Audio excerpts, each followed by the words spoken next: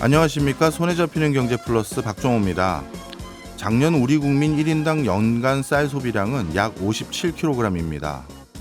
해당 통계를 집계한 이래 가장 적었고 쌀 소비량은 1984년 이후로 계속 감소해왔습니다.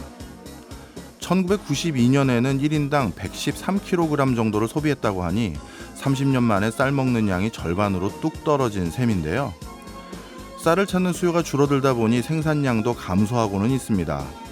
하지만 쌀 생산 감소폭에 비해서 소비가 줄어드는 속도가 더 빨라서 쌀이 과잉 생산되고 있는 상황입니다. 이렇게 쌀이 남아도는 상황에서 정부가 꺼내든 카드가 하나 있습니다.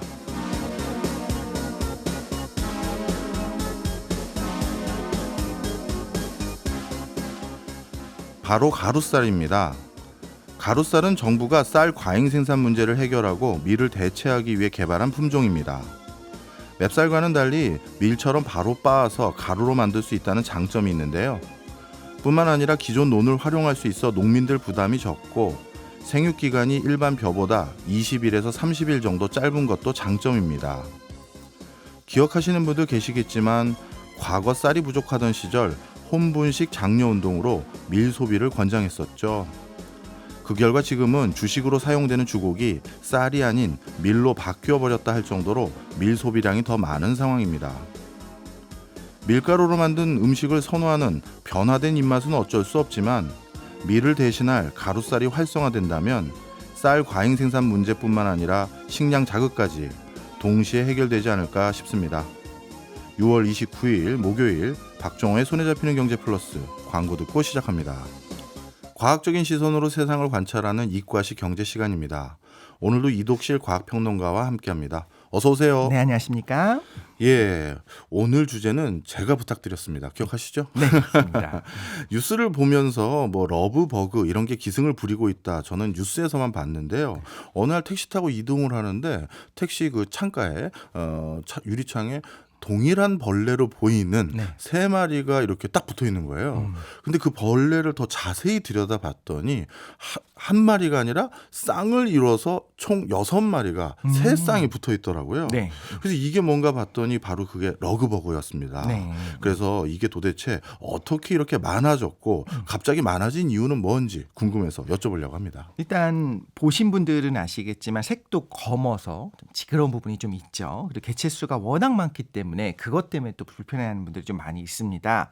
작년부터 좀 출몰을 했는데 예. 이 러브버그가 중국의 남동부, 대만, 오키나와 이렇게 33도 이남의 동아시아 아열대 기후에서 원래 발견됐던 종이에요. 그런데 작년에 올해도 대량 발생한 걸로 보아서 이제 온대 지역으로 범위가 확장됐을 수 있다. 다시 예. 말하자면 이제 계속 볼 수도 있다. 우리와 예. 함께 할 수도 있다라는 걸 좀 생각해야 될 것 같고요. 사실 아직까지는 연구가 진행이 좀 덜 돼 있습니다. 그리고 앞으로도 그럴 수가 있어요. 그 이유는 뒤에서 좀 말씀을 드리도록 할게요. 그런데 지금 우리가 없었던 종이 갑자기 눈에 띄기 시작했잖아요. 예. 비슷한 현상이 미국에도 있었습니다. 오. 진짜 러브버그. 지금 우리한테 있는 이 러브버그는 정확히 말하자면 미국에서 유행했었던 그 러브버그는 아닌데요. 예. 미국에 있었던 그 플래시아 니아티카 종이 있는데 우리나라에서 이번에 대발생을 했었던 이 플래시아 롱기포셉스라는 좀 친척벌이라고 보면 될 것 같아요. 예. 둘 다 러브버그라고 이제 생각할 수 있을 것 같은데 오늘은 그래서 미국의 진짜 러브버그의 사례를 살펴보면서 우리가 어떻게 봐야 되는지를 좀 알 수 있는 시간이 될 것 같습니다. 네. 뭐 사실 어느 정도 짐작은 갑니다만 이름이 왜 러브버그인지 정말 궁금하긴 해요. 좀 러브버그 이름만 들으면 굉장히 사랑스럽게 생길 것 같은데 네. 외관이 전혀 그렇지 않던데요. 그렇죠. 러블리버그가 아니니까요. 별명이 좀 더 있는데 허니문 파리라고도 하고요. 예. 머리가 두 개처럼 보인다고 하셨잖아요. 그래서 예. 쌍두벌레 이렇게 두 마리가 같이 다니기 때문에 이렇게 붙여진 이름들이 있습니다. 짐작하시다시피 이들이 지금 암수가 사랑을 나누는 중이라서 우리가 러브버그라고 부르는 건데요. 그러니까 이런 사랑을 나누는 중이 아니면 따로따로 다니는 거죠? 그렇죠. 따로 있습니다. 그러다가 사랑을 나눌 때 우리 눈에 확 띄게 되는 건데 예. 미국 남부 특히 플로리다에서 이 러브버그들이 문제가 됐어요. 사실 미국에서도 러브버그를 외래종으로 봅니다. 그래서 1949년에 플로리다 서부에서 처음 발견이 됩니다. 그 이전에도 있었는데 플로리다에서 발견이 된 거는 1949년에 처음 발견이 돼요. 예. 그다음에 점차 플로리다 전역으로 퍼지게 되는데 어느 정도가 되냐? 이제 1960년대 중반부터는 1년에 2번씩 주기적으로 계속 대발생이 일어나게 되고요. 1969년 절정이 되니까 플로리다의 4분의 1을 러브버그가 덮었다라는 이야. 기록이 있을 정도입니다. 예. 이제 어떻게 보면 끔찍했을 수 있겠죠. 예. 1940년에 곤충학자 하디가 이름을 붙였어요. 그때는 플로리다 쪽이 아니라 텍사스랑 루이지애나에서 흔하다 이렇게 보고를 했었는데 말하자면 플로리다 쪽으로 넘어간 셈이 된 거죠. 이 예. 플로리다 입장에서는 외래종인 겁니다. 네. 그래서 이렇게 침입종이었다라고 이해할 수 있고 지금은 침입종이 아니라 이제 같이 사는 상황이 된 겁니다. 우리가 여기 시사하는 바가 있는 거죠. 예. 지금 이제 중미, 코스타리카, 과테말라, 온두라스, 멕시코 이런 북미랑 미국 남동부에 서식한다고 알려져 있습니다. 네. 한때는 침입종이었지만 이젠 플로리다가 주로 발생지라고 생각하면 어떻게 보면 플로리다에서 완전히 토착화된 것 같기도 한데 이러다가 우리나라도 러브버그 이거 주요 발생지 되는 거 아닌가요? 아, 그렇죠. 플로리다의 반응을 보면 우리랑 좀 비슷한 부분들이 있습니다. 예. 일단 너무 많고 개체가 좀 혐오스럽게 생긴 부분들도 있고요. 대발생을 한 지역을 차가 싹 지나가면 전조등이랑 유리랑 이제 보닛 같은데 곤충이 이제 터졌다라고 하죠. 아, 뭔지 엄청나게 알죠. 많이 다닥다닥 붙어 있는 거예요. 예. 그래서 혐오를 자아내기도 하고. 그런데 플로리다에 없었던 종이 갑자기 대발생을 한 거잖아요. 예. 그래서 음모론이 생겨나기도 합니다. 어떤 음모론이요? 플로리다 대학교의 곤충학자들이 이 러브버그를 도입을 했다. 외부에서 들여왔다. 예. 이런 얘기도 있었고 또 하나는 단순히 도입한 게 아니라 그 곤충학자들이 러브버그를 모기를 잡아먹도록 유전자 조작을 해서 풀어놨다. 예. 라고 하는 이런 이야기까지 했었습니다. 근데 사실이 아닌 것이 러브버그는 꽃가루랑 꿀을 먹는 초식성 곤충이에요. 네. 그런데 다른 곤충을 사냥하는 곤충의 예를 들자면 어떤 게 있을까요? 사냥하는 곤충이요? 다른 곤충을 뭐 사마귀? 사마귀도 그렇고 예. 뭐 잠자리도 그렇고 굉장히 세잖아요. 예. 이런 잠자리 예전에 잡아보셨죠? 예. 얘네들이 막 우리 손가락 깨무는 것도 한번 아, 우리가 그럼요. 간질간질하게 알죠. 보잖아요. 턱도 강하고 뭔가 움켜쥘 수 있는 다리도 있어야 되고 굉장히 비행 성능도 좋아야 됩니다. 스피드도 예. 있어야 되고요. 이런 것들이 다 없는 곤충이에요. 러브버그는요. 그래서 심지어 모기는 밤에 주로 활동을 하는데 러브버그는 낮에만 활동하고 밤에는 그것도 날지 특이하더라고요. 않거든요. 그렇죠.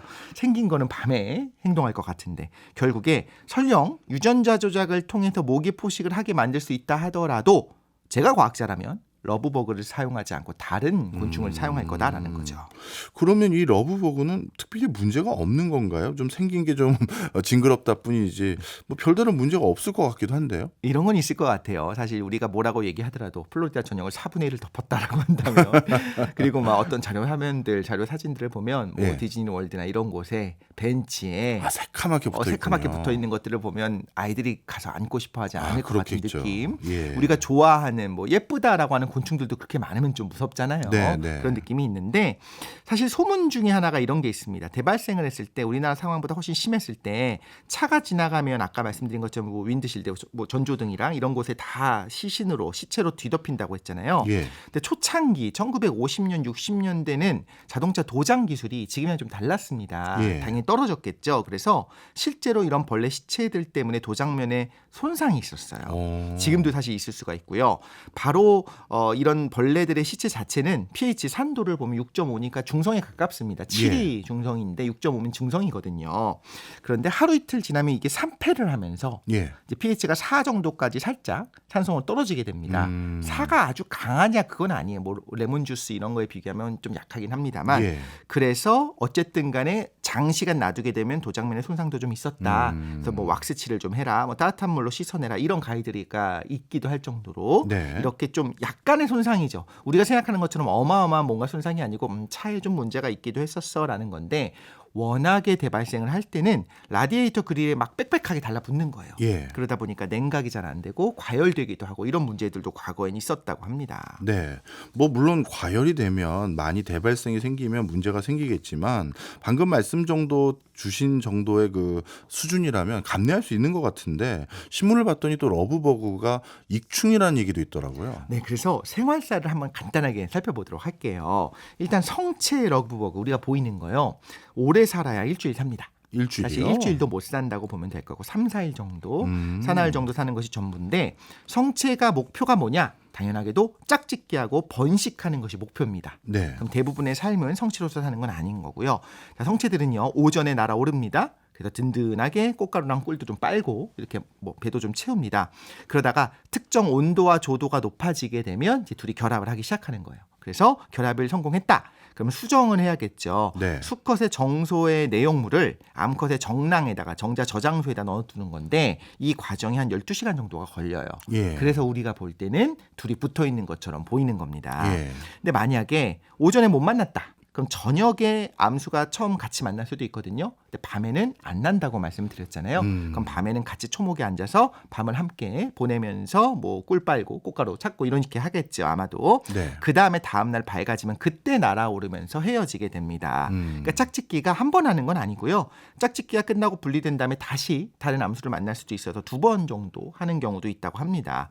근데 암컷이 3일 정도 사흘을 삼고 죽게 되는데 썩은 나뭇잎이나 풀 아래에다가 한 알을 대략 350개 정도 낳는다고 해요. 그 다음에 애벌레가 태어나겠죠. 이 애벌레가 하는 역할이 중요합니다. 네. 썩어가는 식물을 잘 먹고 유기물로 분해하는 데 도움을 줍니다. 결국엔 익충인 거죠. 분해를 하는 거니까. 애벌레 상태로 오래 살아요. 그래서 미국종의 경우에는 겨울에 나는 애벌레가 있고 여름에 나는 애벌레가 있는데 겨울을 나는 애벌레는 240일 정도, 8달 예. 애벌레로, 그리고 여름을 나는 애벌레는 120일이니까 한 4달 정도 애벌레로 있게 되고 그 다음에 번데기가 됐다가 일주일 뒤에 성충이 되는데 예. 애벌레로 오래 산다는 거는 약간 매미가 생각나기도 하죠. 예, 예. 매미도 뭐 5년, 7년씩 있기도 하니까요. 아, 그래요? 네, 3년, 5년, 7년 이렇게 매미의 생활도 흥미롭긴 한데 매미는 소수로만 있습니다. 3년, 5년, 7년 이렇게 자기 자신과 일 아니면은 예.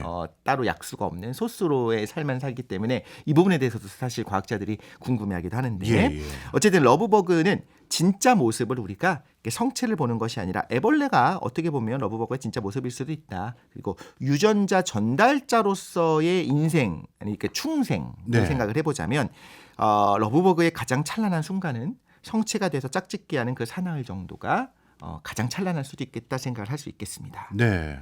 뭐 말씀 듣고 보니까 이제 좀 안심이 되는데요. 외관과 달리. 네. 그럼에도 불구하고 서식지가 자꾸 확대되는 걸 보면 뭔가 멀리 나라도 가고 뭐 이러다가 진짜 대번식이 우리나라에서도 일어나는 거 아닌가 걱정도 됩니다. 네, 그런데 짝을 이룬 러브버그가 둘이 같이 있어요. 예. 머리는 서로 반대쪽을 바라보고 있습니다. 날기가 쉽지 않겠죠. 같이 있으니까. 그렇죠. 그래서 날갯짓을 거의 안 해요. 예. 그런 경우에는 서식지가 넓게 퍼지지가 않기 때문에 보통은 한번 작년에 있던 그곳에서 다시 또 나타나게 됩니다. 애벌레가 다 거기 있게 되니까요. 그런데 바람을 잘 탔다라고 하면 수백 미터까지 날아올라서 이제 퍼질 수가 있습니다. 예. 그럼 그때 그 상황, 뭐 여러 가지 기상 상황에 영향을 받겠죠. 그래서 점차 퍼지게 되는 건데 해마다 자연적으로 핫스팟이 나타나게 되는 핫스팟이 바뀌는 이유이기도 한 것이 하필이면 그 해에 많이 옮겨간 그곳에서 내년에는 또 많이 나타나게 되는 겁니다. 그러면서 조금씩 퍼져나가게 되는 거죠. 그럼 이게 퍼지는 걸 어떻게 해야 됩니까? 해충은 아니고 익충에 가깝다고 하셨으니 내버려 둬야 되는 건지 혐오스럽긴 하고 대번식하면 뭔가 또 다른 문제가 일어날 수 있으니 퇴치를 해야 되는 건지 어떻게 해야 되나요? 사실 이제 작년에 연구 논문들이 좀 나와 있는데 왜냐하면 작년에 대발생을 했으니까 예. 이 부분을 보면 외래종이고 어쨌든 침입종이기 때문에 어떤 문제가 있는지 면밀하게 연구를 할 필요가 있다라고 나와요. 예. 그런데 익충이니까 굳이 어떤 뭐 살충제를 쓰지 않는 것이 좋다라는 걸 또 많이 보셨을 겁니다. 사실 효과가 있긴 있습니다. 살충제를 쓰면요. 그런데 어쨌든 대발생한 상황에서 살충제 써봐야 금방 또 뭐 10분, 20분 있으면 그 자리에 메웁니다. 예. 그러니까 그거는 의미가 없고 괜히 살충제를 많이 쓰는 것이 다른 곤충뿐 아니라 사람에게도 안 좋은 영향을 줄 수 있는 것도 기억할 필요가 있고요. 누군가는 그냥 적응하라고 하기도 해요. 왜냐하면 며칠만 참으면 되거든요. 그래서 우리가 은행 똥냄새 나잖아요. 그럴 때만 딱 넘어가면 어쨌든 간에 그 다음에 은행에 대한 어떤 냄새를 굳이 맡지 않아도 되는 것처럼 그때만 좀 조심하면 되는데 방충망을 좀 조절도 잘하고 차에 붙으면 좀 잘 닦고 만약에 개체가 조금이지만 좀 들어왔다라고 한다면 예. 잘 못 날거든요. 그럼 예. 진공청소기로 빨아버려라 뭐 이런 이야기를 하기도 합니다. 아주 잔인한 얘기라고 그러세요. 근데 이제 뭐 손으로 잡는 것보다는 예, 예. 근데 플로리다도 그랬었기 때문에 그렇게 대발생하는 때만 좀 조심하면 된다라고 하기도 하는데 아까 처음에 말씀드린 것처럼 플로리다에서 연구가 많이 안 된다고 했잖아요. 예.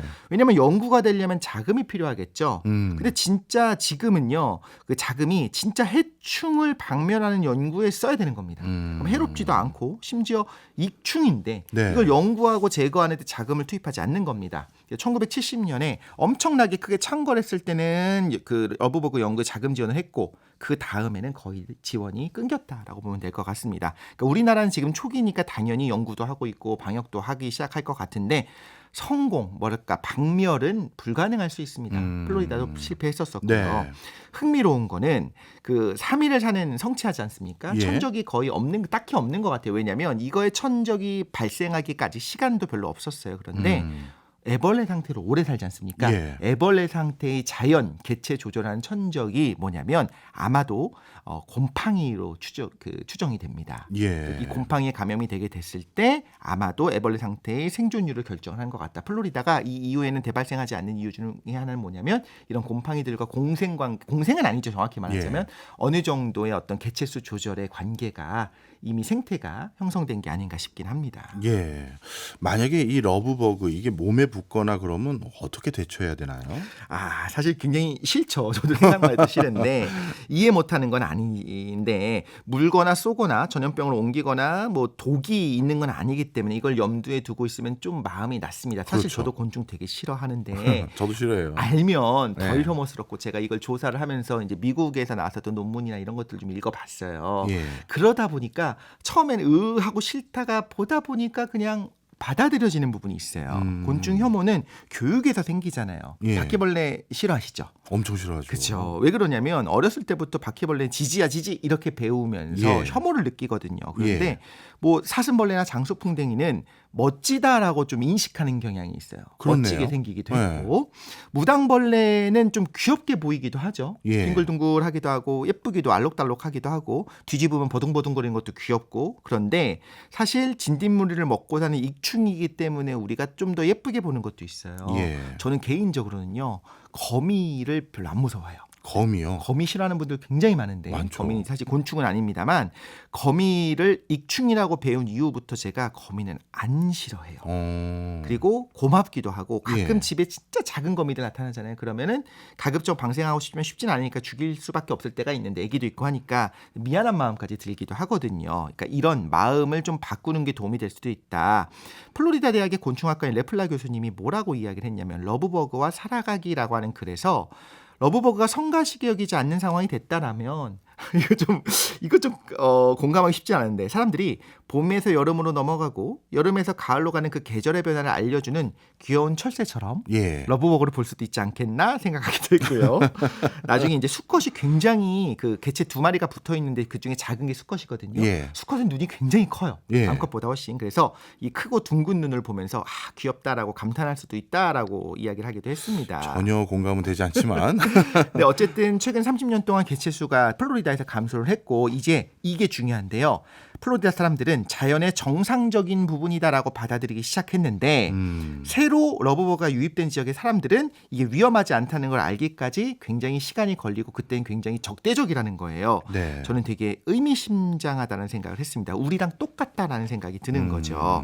그래서 적어도 러브버그의 개체수를 예측할 수 없이 갑자기 증가하는 경향이 분명히 있다. 그러니까 적어도 그래도 러브버그가 건강을 위협하는 건 아니고 불편하게 하는 것 정도를 우리가 좀 다행으로 생각해야 된다라고 하는데 그것도 좀 공감이 가고요.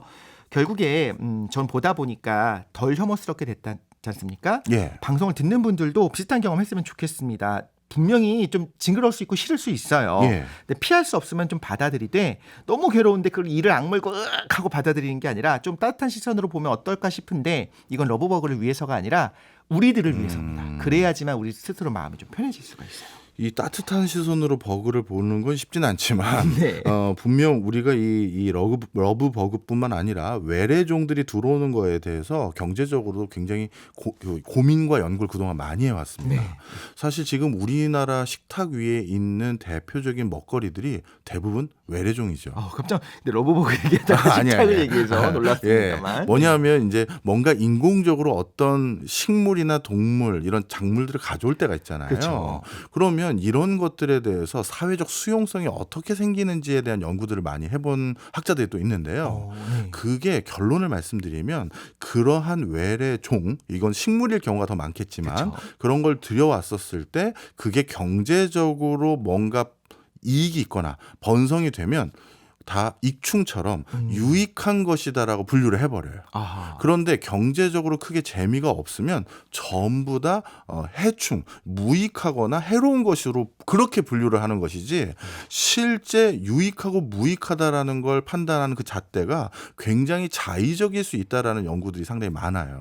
거기다 돈이랑 연결되네요. 그렇죠. 대표적으로 보면요. 우리나라에서 제주도 하면 제일 먼저 떠오르는 종자 그러면 감귤이잖아요. 그렇죠. 근데 감귤도 우리 예전에 조선시대 때 선물 받은 거잖아요. 네. 감귤 나무를. 네. 그리고 나서 지금은 제주를 대표하는 어떻게 보면 작물이 된 거 아니겠습니까? 맞습니다. 그리고 우리나라 식탁에 없어서는 안 된 고추 같은 경우도 그쵸. 원산지가 어디예요? 중남미 지역이지 않습니까? 맞습니다. 그렇다면 도대체 외래 품종을 무조건 안 받아들이고 신토불이라는 걸 어느 기준으로 도대체 우리가 잡고 식량 자원 확보를 위한 고민을 해야 되느냐, 이 이슈가 정말 많아요. 그렇죠. 적어도 백김치만 먹고 싶지는 않거든요. 그렇죠. 하여튼 익충과 해충 너무 우리의 자의적인 기준이 아닌가 이런 생각도 가져봤습니다. 자, 지금까지 이독실 과학평론가였습니다. 고맙습니다. 감사합니다. 저희는 광고 듣고 2부로 돌아오겠습니다. 세상 모든 책을 경제적으로 읽어보는 체크리스트 시간입니다. 오늘 책은 장동석 출판평론가가 소개해드립니다. 어서 오세요. 안녕하세요. 예, 오늘은 어떤 책 먼저 만나볼까요? 우선 제가 책의 서두를 잠깐 들려드리겠습니다. 함께 어떤 책일까 한번 생각해 보시면 좋겠는데요. 네. 낯선 정적이 감돌았다. 새들은 도대체 어디로 가버린 것일까? 이런 상황에 놀란 마을 사람들은 자취를 감춘 새에 대해서 이야기했다. 새들이 모이를 쪼아 먹던 뒷마당은 버림받은 듯 쓸쓸했다. 죽은 듯 고요한 봄이 온 것이다. 일단 저는 너무 문학스러워서 아마 그래도 이제 경제와 약간 연결한 주제라고 생각한다면 혹시 환경책 아닐까 생각이 듭니다. 맞습니다. 지금은 전 세계가 실천은 또 별개로 생각하고 네. 환경 보호에 굉장히 관심을 많이 갖고 있죠. 또 올해 어마어마한 더위가 온다고 하면서 또 환경의 문제를 또 관심 갖고 있는데 이게 불과 1960년대 초까지만 해도 전혀 그렇지 않았다는 거예요. 예. 일단 강대국들은 과학기술 개발하면서 자연 자원들 계속 갖다가 썼죠. 예. 환경은 뒷전이었고요. 그러던 때 출간된 책이 있습니다. 미국의 생물학자 레이첼 카슨이 1962년에 출간한 바로 침묵의 봄인데요. 이 책 때문에 많은 사람들이 환경의 중요성을 이제 깨닫기 시작했죠. 저도 신문 칼럼에서 이 책이 언급된 걸 처음 한번 봤는데요. 읽어보진 못했지만 레이첼 카슨의 침묵의 봄, 아마 그 당시 만연했던 살충제 오남용, 이거와 관련됐던 걸로 기억합니다. 맞습니다. 카슨은 책에서 인간이 무분별하게 사용하는 살충제가 환경에 어떤 영향을 미쳤는지 정말 생생하게 고발하고 있는데요. 책을 쓰게 된 게 1958년 친구에게서 받은 한 통의 편지 때문입니다. 정부가 모기 방제를 위해서 숲속의 살충제의 한 종류인 DDT, 많이 들어보신 살충제죠. 네. 이 DDT를 살포했는데 이 때문에 자기가 기르던 많은 새들이 죽었다는 내용이었어요. 카슨은 이때부터 4년간 살충제에 대한 자료를 조사한 끝에 이 책을 발표하게 됩니다. 네. 살충제의 부작용 지금도 여전히 심각하죠? 맞습니다. 많은 사람들이 농산물 수확을 늘리려고 살충제를 살포하지 않습니까? 그런데 곤충들은 점차 살충제의 내성을 갖게 되는 것이고요. 이때부터 이에 살충제는 더욱 독해지는 악순환이 계속되는 것이죠. 독성 살충제가 또 땅과 지하수로 스며들게 되면 당연히 오염될 거고요. 이걸 먹고 마시는 사람들, 동물과 또 사람들이 병에 걸리게 되겠죠. 카스는 책에서 이 DDT가 중추신경계에 영향을 미쳐서 손해와 대뇌를 손상시킬 뿐 아니라 살충제 성분 그 자체가 몸속에 계속 쌓인다. 이걸 지적했었던 그런 책이었습니다. 처음에 DDT 같은 살충제 나왔을 때 이게 신이 주신 선물이라고 친송했거든요. 그렇죠. 절대 빈곤이 완벽하게 해결되지 못했던 당시에 생산성을 극단적으로 늘리니까 그 당시에는 이걸 되게 긍정적으로 생각하는 분들도 많았는데 아마 이 책 출간 당시 엄청난 공격받았을 것 같아요. 맞습니다. 책이 나오자 살충제로 풍작을 누리던 농업계가 일단 카슨의 잘못된 주장이 문명을 중세 암흑 시대로 되돌리려고 한다. 이렇게까지 반발했고요. 어떤 사람들은 살충제보다 카슨이 더 해롭다. 이런 비난도 했고 예. 하지만 많은 사람들이 이 책을 읽으면서 서서히 변화가 일어나기 시작했습니다. 대표적인 사람이 이제 케네디 대통령인데요. 1963년에 환경 문제를 다룰 자문위원회를 조직하게 됩니다. 1969년에는 미 의회가 국가환경정책법을 통과시키게 되죠. 이후에 미국 국립암연구소가 DDT가 암을 유발한다는 결과를 발표하면서 결국 이제 미국에서는 DDT가 완전히 추방되는 결과를 낳았는데 그래서 이 책을 계기로 4월 22일이 또 지구의 날로도 제정이 되었습니다. 지구의 날을 탄생시킨 책이었군요. 그렇습니다. 야, 세상에 이 책이 세상을 바꾼 책이었네요. 맞습니다. 이게 저는 한 권의 책이 세상을 바꾼다 이렇게 생각하지는 않는데 네. 이 책은 정말 세상을 바꿨어요. 그러니까요. 이렇게 많은 책들을 읽으면서 그것이 쌓여서 우리를 변화시키는 게 맞다고 저는 생각하는데 어쨌든 이 침묵의 봄은 단시간에 정말 많은 제도를 바꿨고요. 그래서 환경운동가인 엘고 전 미국 부통령은 이 책이 출간된 날이 바로 현대 환경운동이 시작된 날이다. 이렇게까지 극찬을 하기도 했어요. 많은 사람에게 다가간 건 과학 지식이 앞서 말씀하신 것처럼 문학적인 문장과 결합되었기 예. 때문에 또 읽기도 쉬웠거든요. 카슨은 어린 시절부터 줄곧 작가를 꿈꿨는데 어쨌든 이제 생물학자로 일하면서 이런 어떤 다양한 저서들을 계속 생산해내면서 DDT라든가 살충제 이런 것들의 폐해를 아주 날카롭게 비판했던 겁니다. 문익과 통합형 인재가 세상을 바꿨네요. 그럼 오늘 두 번째 책도 뭐 역시 뭐 환경 관련한 책인가요? 예, 그러면서도 우리에 관한 책이다. 저는 이렇게 말씀드리고 싶은데요. 독일의 저널리스트 한네 튀게리 쓴 우리는 얼마나 깨끗한가? 라는 책입니다. 야, 제목이 참 많은 걸 시사하는데. 그렇습니다. 저자는 인간의 청결 욕구가 세상을 거대한 쓰레기장으로 만들고 있다라고 주장하고 있습니다. 예. 사실 많은 사람들이 자기 몸 깨끗하게 하는 그런 삶을 살고 있죠. 그렇죠. 저만 해도 아침 저녁으로 샤워하고 요즘 뭐 그렇게 안 하시는 분이 거의 없을 정도로 그러면 당연히 수건은 하루에 2장을 사용하게 되지 않습니까? 그렇죠. 그러면 세탁 세제 이런 것 엄청나게 사용하게 되죠. 사무실에서도 저는 물티슈를 종종 사용하는데 퇴근하면 또 샤워하고 아니나 다를까 수건 역시 세탁기에 행하니까 이게 엄청난 어떤 악순환들을 또 만들어내는 편의를 위해서 깨끗하게 하기 위해서 그렇게 하는 행동이지만 엄청난 악순환을 만들어내는 지름길이다. 이렇게 보시면 될 것 같습니다. 그렇네요. 생각해 보니까 우리가 좀 지저분하게 사는 게 자연 친화적이고 깨끗한 상태를 유지하는 게 환경을 오염시키는 참 아이러니한 일상이네요. 맞습니다. 사실은 뭐가 문제냐고 이게 타박하실 분들도 분명히 있어요. 그런데 우리 몸은 청결해지니까 문제가 없는데 다만 이제 지구가 이때부터 몸살을 앓게 되는 거죠. 끝내 코로나19 같은 상상 초월 방식으로 자연이 우리에게 대응을 하기도 합니다. 실제로 지난 수십 년 사이에 일어난 일들은 과도한 인간의 경제 활동, 그러니까 인간의 탐욕 때문에 발생한 문제들이다라고 저자는 이야기하고 있는데요. 그런 점에서 환경 문제는 이제 경제 문제와도 동떨어진 일은 절대 아니다. 이렇게 보시면 정확합니다. 네, 맞습니다. 환경은 진짜 경제와 가장 밀접한 관계가 크죠. 이 책의 묘미가 아마 그런 일상 속의 경제적인 상황 속에서 환경 문제를 제시하는 것 같아요. 맞습니다. 사실은 하루 한두 개 정도 세탁기에 던져넣는 수건이 문제는 아니거든요. 예. 그걸 빨기 위해서 우리가 요즘 각종 세제를 한 3가지 정도 넣는 것 같은데요. 저만 해도. 예. 그 세제 속에 미세 플라스틱이 정말 많이 담겨 있습니다. 요즘은 이제 미세 플라스틱 없는 제품들도 나오고는 있는데 또 각종 바디케어 제품으로 빠득빠득 소리 날 정도로 몸을 닦으면 그때는 기분이 좋겠지만 지구는 쌓아둔 쓰레기를 미천 삼아서 인간에게 이제 역습을 가할 준비를 한다. 저자가 이렇게 또 문학적인 표현을 사용하고 있는데요. 예기치 못한 재해가 오면 그때뿐이죠. 우리는 대개의 사람들은 옛 습관 버리지 못하고 또 몸 깨끗하게 하는 활동으로 이제 계속 살아가는 것이죠. 말씀 듣고 나니까 오늘부터 안 씻을 수도 없고 이걸 어떻게 해야 되는지 모르겠습니다.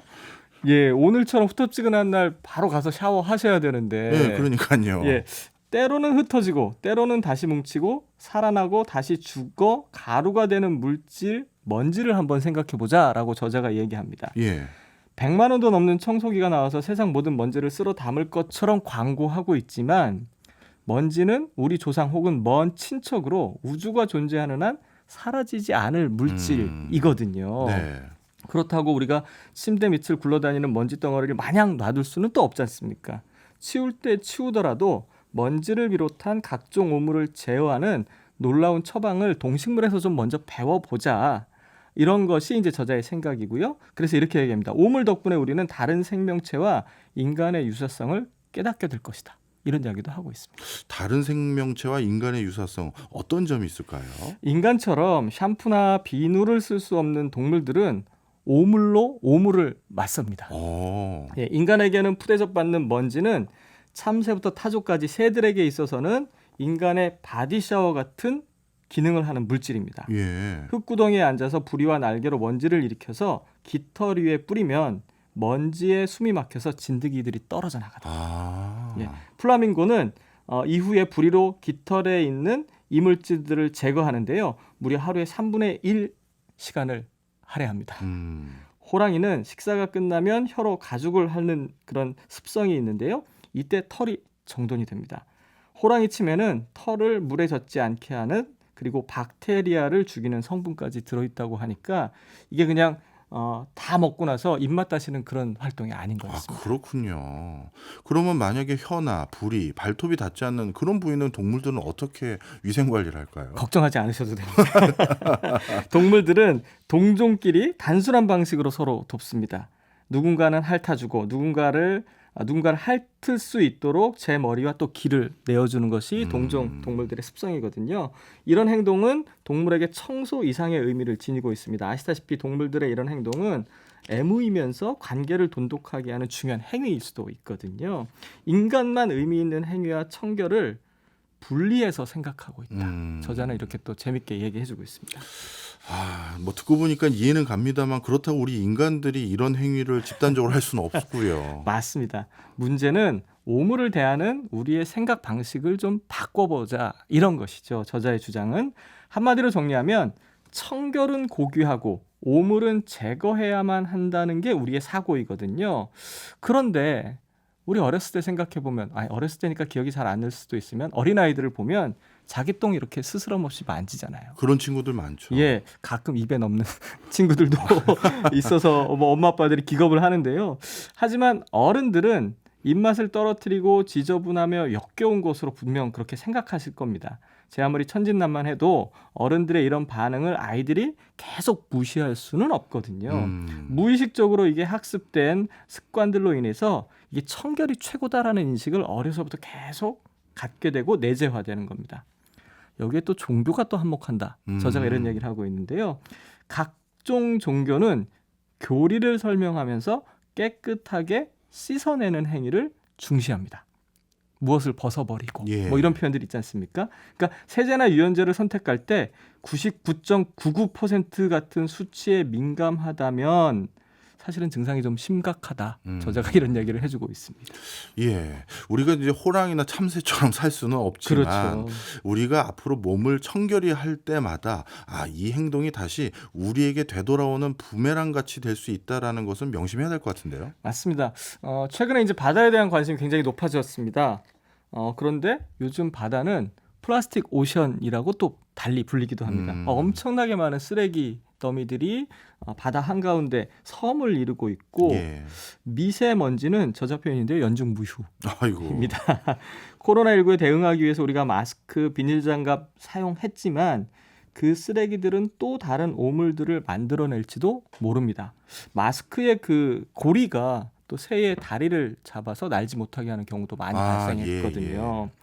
실체가 파악된 오물은 마음 먹기가 어려워서 그렇지 대응이 가능합니다. 하지만 아직 완전히 파악되지도 않은 오물들, 그러니까 바이러스와 박테리아는 코로나19 사태에서 보듯이 대처법은 고사하고 실체조차 파악하지 못할 수 있기 때문에 우리가 이 환경 문제에 대한, 그리고 우리 몸을 얼마나 청결하게 하는 것에 대한 인식들을 좀 재고해 보면서 우리의 삶을 가다듬어야 한다라고 저자는 보고 있는 것이죠. 네.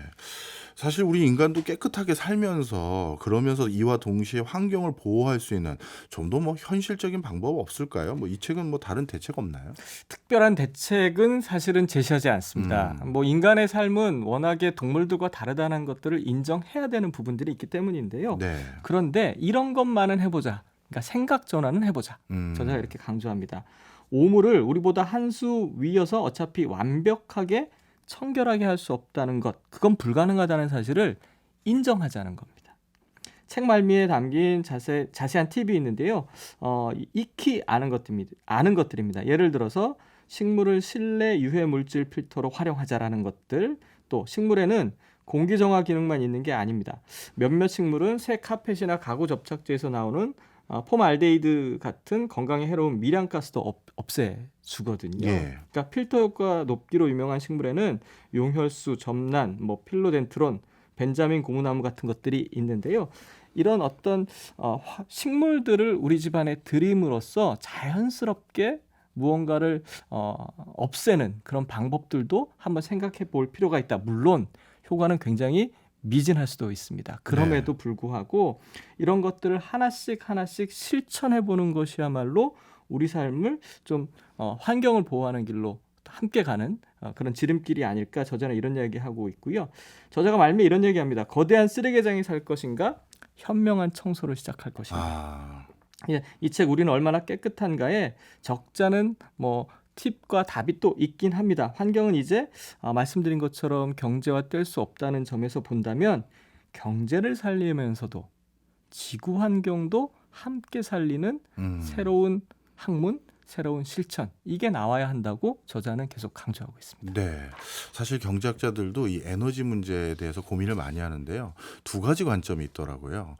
우리가 문명적으로 더 발달한 문명이 된다라는 건 그거에 비례해서 반드시 일어나는 현상 중에 하나가 더 많은 에너지를 생산하고 다룰 줄 아는 역량이 있는 국가, 문명이 바로 더 발달된 문명으로 인정받게 되더라고요. 그렇죠. 예, 그러다 보니까 에너지를 절감하자, 덜 쓰자라는 게 오히려 경제적인 발달이나 기술적인 성취를 우리가 누르는 그런 일로 작용하기가 십상인 게 확인이 최근이 돼서 일부 경제학자들은 어떻게 보면 에너지를 절감하자라는 노력보다도 순환 경제라는 단어, 썼던 거를 그렇죠. 다시 또 쓰는 걸로 해야지 무조건 줄이고 아끼고 하는 것은 결국 인류가 호기심과 경제적인 관심을 누른다는 것인데 성공 못할 것 같다, 이렇게 주장하는 학자도 있어요. 옛날에 했던 운동 생각나네요. 어떤 건가요? 아나바다 운동.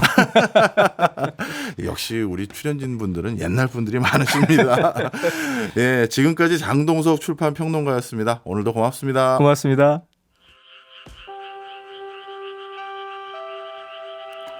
지금 나가고 있는 노래는 여행 스케치의 별이 진다네입니다. 오늘 벌레, 환경에 대해서 배워봤는데요. 이렇게 풀벌레 소리가 정겹게 음악에 사용된 노래, 그래서 같이 들어보려고 선곡해봤습니다. 내일 이 시간에는 지난주 토요일에 열렸던 손에 잡히는 경제의 경제 콘서트 방송이 나갑니다. 인구 절벽으로 내몰리고 있는 대한민국의 현실을 짚어보고 대안까지 함께 고민해보는 시간이었는데요. 청취자 여러분들도 내일 방송 함께 하시면서 인사이트 얻어가시길 바랍니다. 박종호의 손에 잡히는 경제 플러스는 일요일 7시 5분에 다시 찾아오겠습니다. 오늘도 고맙습니다.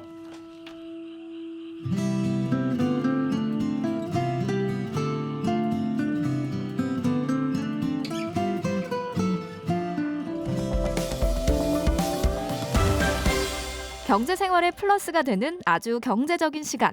박정우의 손에 잡히는 경제 플러스.